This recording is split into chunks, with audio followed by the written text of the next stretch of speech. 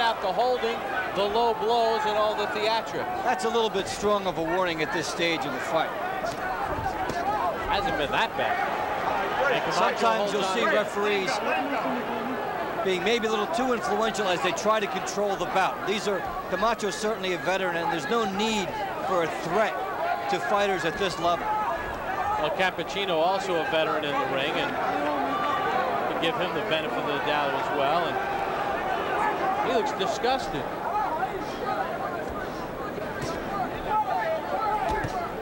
All right, get off, get off, get off.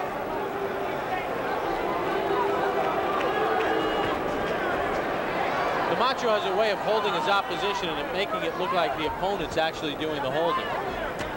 And there's Gibbins low, gets away with it there as Camacho spins away. Oh, he's got so many tricks. Can't get to that kind of a level without them, and now he frustrates Gibbins and starts to load up a little bit. Good right hand there, and a combination scores again.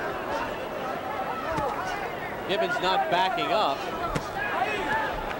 Gibbins looking for redemption with one single shot.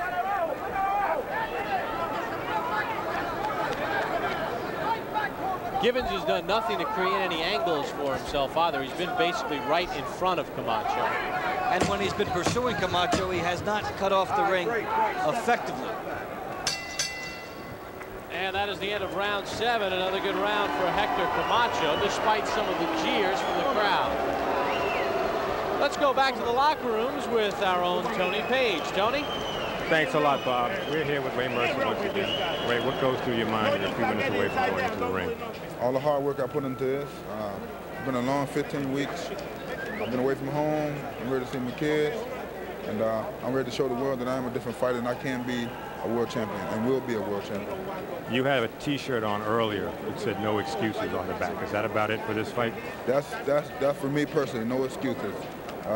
You know, earlier on when I was down, you know, I have a tendency to make excuses for not wanting to get up and run. This time, I got up and ran regardless. I don't care if it was raining or what. I did something. I got the weight off. I did everything I was supposed to do. When I go into the ring, you know how the fighter goes into the ring. He asks himself that last question. My last question is, did I do everything right? And I did. Thank you very much, Ray. Good skill to you. We go to ringside and Bob Papa. Thank you very much, Tony. Round number 8 is underway. Ray Mercer coming up in the main event. Hector Macho Camacho so far has been dominant in this fight as he rips off more combinations and firing off that jab as well. Gibbins has been as aggressive as Camacho, throwing only 50 punches fewer, but Camacho landing 151 to 80, a big edge for that, and Gibbins only 24%, a testament to Camacho's subtle movements. Gibbins was hurt very early in this fight by a straight left hand from Camacho. Other than that, Get off his neck. Been no knockdowns, and so far Camacho has been really just dominant. Dave, how do you see it scored through 7? A whitewash for Hector Camacho, only 1 point, a draw in round 6 for Homer Gibbins. It's been Camacho's fight, in my view, all the way. He's been pretty impressive. I gave Gibbins round 6 probably more of sentimental value than anything else, because he did land some shots and press the action, but Camacho has just dominated this fight. It goes back to that point earlier. Because of all of his pomp and circumstance, people expect more, but it's really a Whitaker-like performance as far as ring generalship and moving, using the jab, and getting missed. That's the object of the sport, is to not get hit. He gets that Whitaker look, and when fighters have the natural boxing skills and can move side to side, there will be periods of time in a fight when they will not be appreciated because people don't like to see a boxer utilizing his craft. And in this case, they want Gibbins to come forward and make Camacho snap out of that shell and sit down and fight.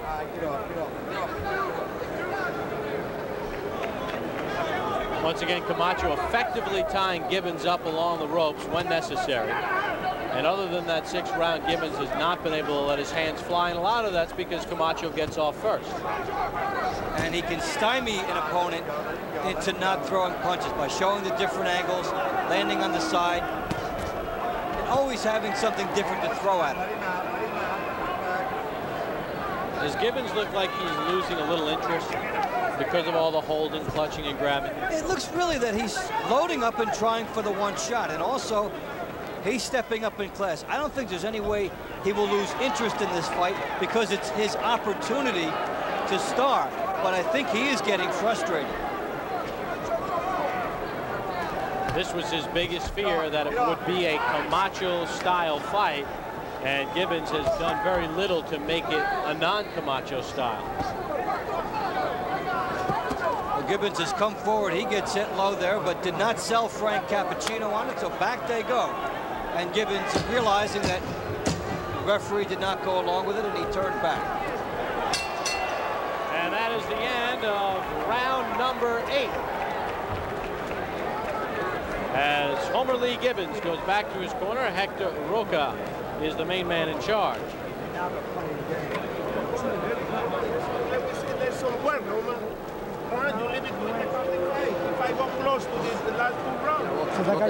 Sí, ya está ley de nada. Lo que tú quieres es movimiento con calma y nos vamos con el gancho ese que lo terminaste ahora. Cuando terminaste ese gancho, ese es el golpe que tenemos que hacer ahí. ¿Está bien? En ese tiempo. Well, Homer Gibbins has been frustrated throughout the last couple rounds, and Camacho gets him there as the round comes to a close. Waning seconds, a good shot there by Camacho, who kept his balance, and Homer Gibbins hasn't had his balance throughout this bout too well.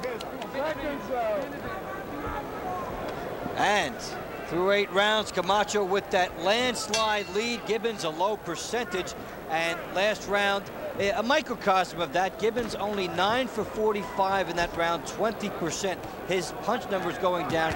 Camacho over 50% in that round.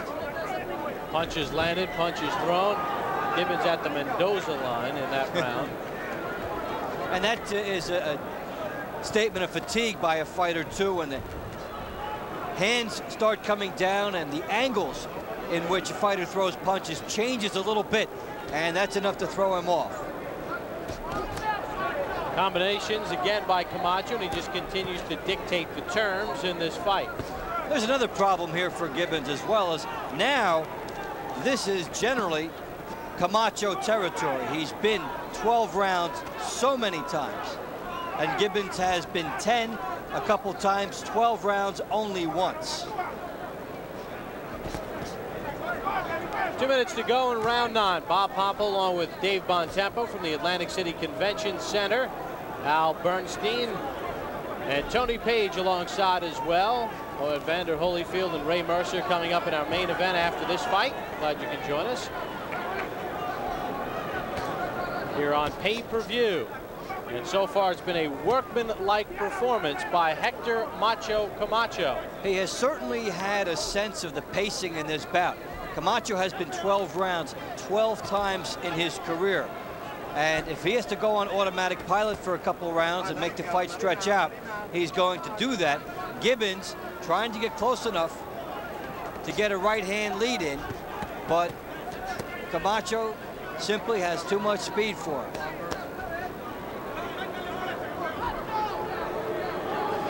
And the boos cascade again here in this sold-out Atlantic City Convention Center.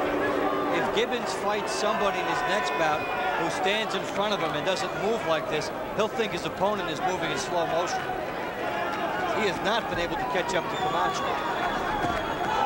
Gibbins fighting in the welterweight division. He is more naturally a lightweight or junior welterweight.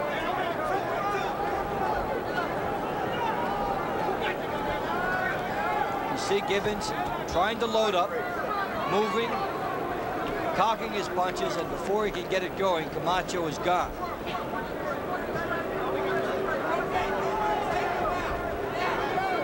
To beat Camacho, you'd better beat him up the way Julio Cesar Chavez did. It'd be interesting if he does fight a Pernell Whitaker, because they have similar styles. What would happen? Would two fighters be directly across from each other, both dancing around the ring? You would, somebody would have to budge first. Let him go, let him go, let him go. That is the end of round 9. A couple of punches after the bell, but another round for Camacho in which Gibbins was not able to do much. And let's go back to the locker room. The former heavyweight champion of the world is standing by with Tony Page. Tony? Thanks a lot, Bob. We're here with the former heavyweight champion of the world, Evander Holyfield. You've made the championship walks to the ring many, many times. What goes through your mind right now? Well, it's just time to take care of business. All I've been working for is now it's time to show what you can do more so than talk about it. Is this the easy part right now?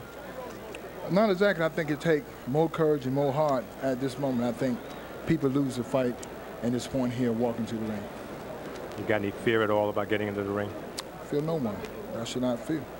And you look pretty quick just a few minutes ago. Well, I'm renewed altogether now. Restored, quickness, speed, power. Gotcha. Thanks a lot, Evander. Back to Bob Papa at ringside. A very relaxed Evander Holyfield throughout the week, including yesterday. Very outspoken and calm as we start round number 10. And very loose as he was before the second Riddick Bowe fight, and that could be bad news for Ray Mercer. And very light on his feet in this bout too. So we'll certainly see a Holyfield who hustles a lot. You know, in this fight in round 9, Gibbins got the donut in the jab department. 0 for 6. Camacho with some very good defense, and Camacho 23 for 51 in that department in round 9. Gibbins has done less and less as this fight progresses. We are through 9 rounds, and with the exception of the 6th round, Gibbins appears just quite discouraged. Camacho beating him for the punch, scored with lefts as we see, and some rights to start this round, and Gibbins doing nothing to get in tight. Well, when you talk about moving up in class, Gibbins is doing the kinds of things he's done in previous fights. It's worked against opponents up until this time. Now he comes in here against world-class opposition, and the things which brought him victory before are not doing it now. As a result, a fighter slows down, tries to win the fight with one punch, and cannot get it all together.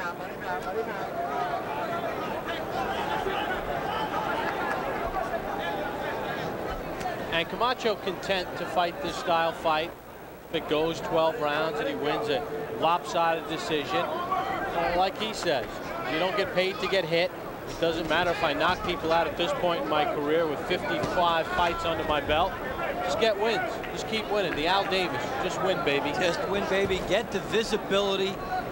Be busy. Get the victories. And as soon as you get a win streak going in this sport, you're always viable for some kind of a money fight. And Camacho has been winning for the last couple of years.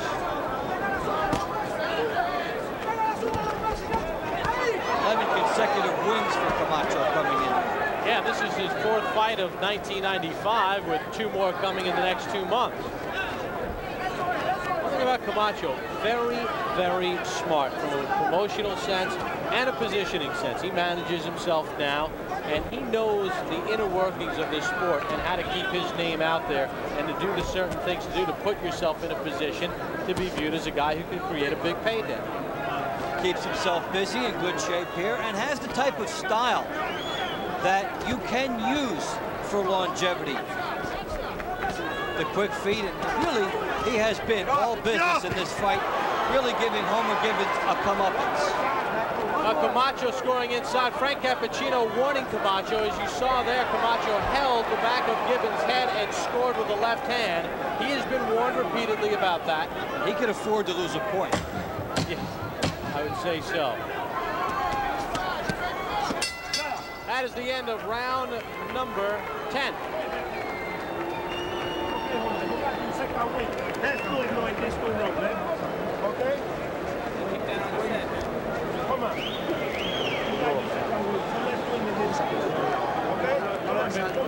Let's take you up top to Al Bernstein, who's been surveying this bout. Al, your impressions so far? Well, thank you, Bob. You know, Homer Gibbins, I thought Dave made the best point. He's doing what he's done before. It allowed him to beat people like Todd Foster and win a whole bunch of fights and score 27 knockouts. But against Hector Camacho, it's not quite right. Now, he sparred with a lot of lefties and thought he had the left-handed style down pat, but he doesn't. And Hector Camacho has so many tricks at his disposal. This is one of them. Using the jab, he holds on the inside and then still whacks Homer Gibbins with an uppercut on the inside. These are the kinds of things that Gibbins didn't really see from a lot of his opponents before Hector Camacho. And where has the double left hook been from Homer Gibbins? He'll need it if he's going to have any hope in this fight. Let's go back to Bob and Dave. All right, Al, thank you very much. Round number 11 underway. Gerald Gray and Pedro Saiz were the lefties out of New York that Gibbins had worked with, but they are not Hector Camacho, former world champion and current IBC champion. They can show you the look, but Nobody can force you to throw the double left hooks, which Al mentioned. And really, Homer has not been able to adapt to the southpaw style Camacho has. Also, the lead right hand here. And if you get inside close enough, you can take the southpaw style away from a fighter. But certainly, he will learn quite a bit from this battle. Well, Dave, it gets back to the point that you illustrated. And it's the level of competition. Camacho with a couple of left hands on the inside, stinging Gibbins again. Well, it was a good opportunity for Homer Gibbins. When you come in here unheralded, it is a no-lose situation. You can either win the fight or lose, but do it in such a way that you'll showcase yourself and have people coming back wanting you to be out there again. So it was a good venue for him, a good opportunity, but Camacho has been everything he's been in previous fights.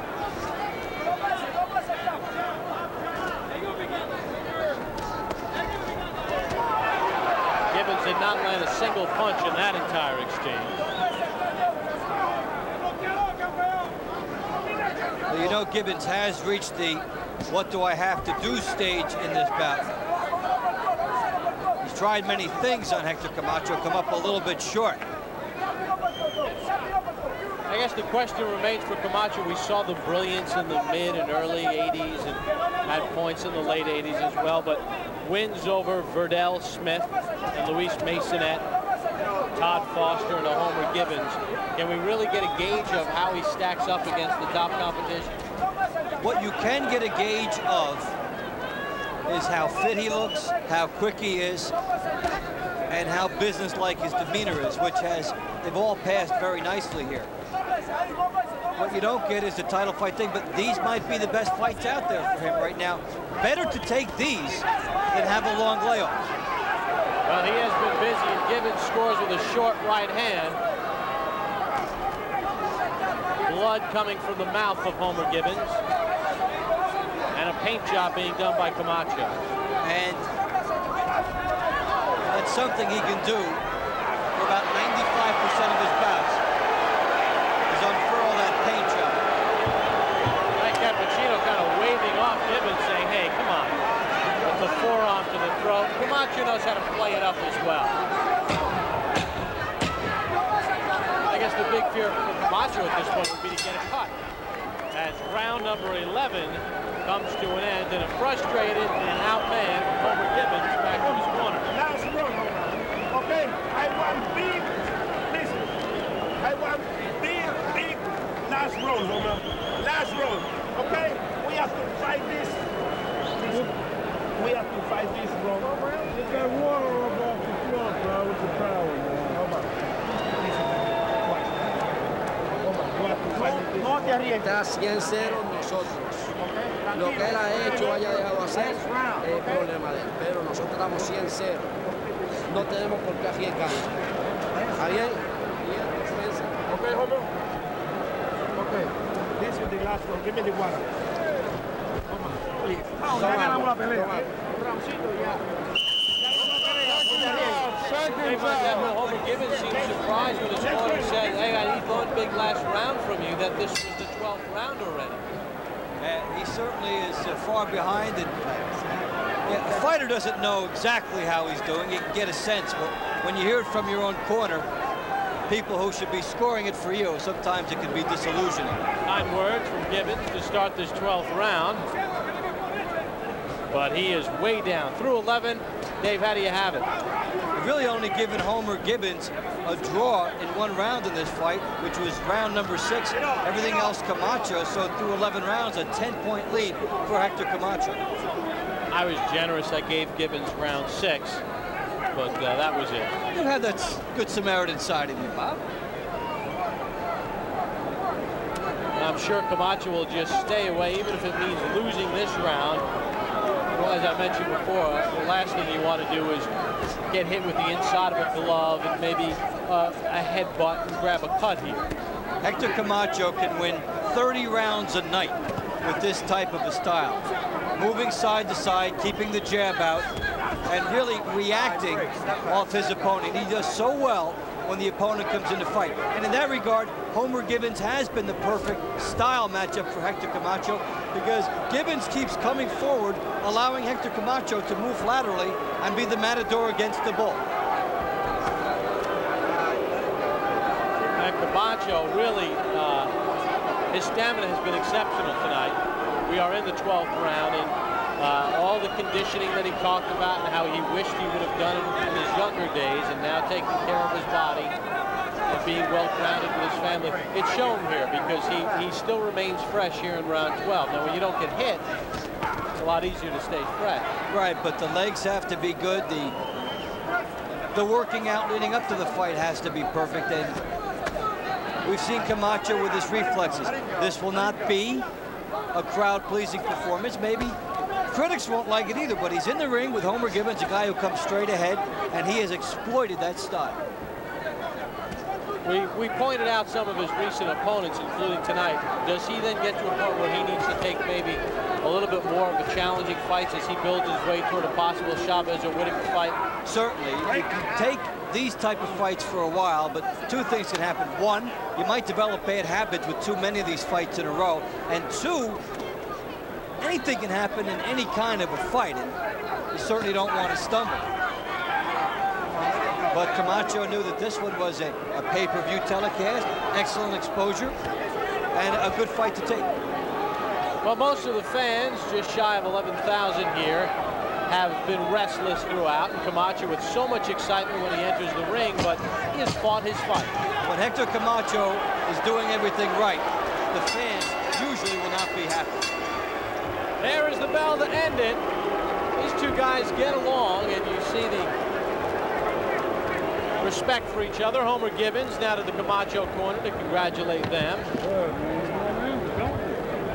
But Hector Camacho will post his 52nd victory in, for the opponent he was fighting, a picture-perfect performance. Excellent way to take advantage of the style. Homer Gibbins came in here, wanted to get to the body of Camacho, hoping he had seen maybe not the very best Hector Camacho that there would be, but this was the vintage Camacho movement here. In the context of his opponent, he fought the perfect fight. And the two corners arguing a little bit, but Camacho yelling over to them, hey, come on, it was a good, tough fight. You know, that is it. And Hector Macho Camacho, just from top to bottom in this fight, very solid, did what he had to do. Obviously, as we mentioned, not a crowd pleaser, but effective for Camacho. And Homer Gibbins stepping up in class, not only in weight, but in class as far as opposition, going against the IBC welterweight champion and a former three-time world champion who's been in many great fights. Just a little bit too much for Gibbins. Very good fight. Okay. All right, I saw it. And you get a look at Homer Gibbins talking with his manager, Stan Hoffman. And now we get the official scoring of tonight's fight as Michael Buffer is in the ring and ready to go. And now to our ring announcer, Michael Buffer. Ladies and gentlemen, we go to the scorecards. Richard Strange scores the bout 118 to 110. Tim Figley scores it 118 to 110, and John Riley has it 117 to 111 for the winner by unanimous decision, and still IBC welterweight champion of the world, the Macho Man, Hector Macho Camacho. So he goes back with the Pharaoh look. Pharaoh's army was not grounded tonight. It rose well against Homer Gibbins, who was beaten thoroughly, and Camacho retains his IBC welterweight championship and gets his 52nd career win. Homer Gibbins falls to 35-4 for the 25-year-old from Georgia. Al Bernstein has a closer look at the numbers. Al? Well, we take a look at the CompuBox numbers, and a nice percentage for Hector Camacho. And as Logan and Bob from CompuBox told us beforehand, these would not be welterweights that would throw welterweight kind of numbers. Those are more like heavyweight kind of numbers for a 12-round fight. But Camacho landing more than twice the amount of punches as Homer Gibbins and landing at a fairly good percent of 44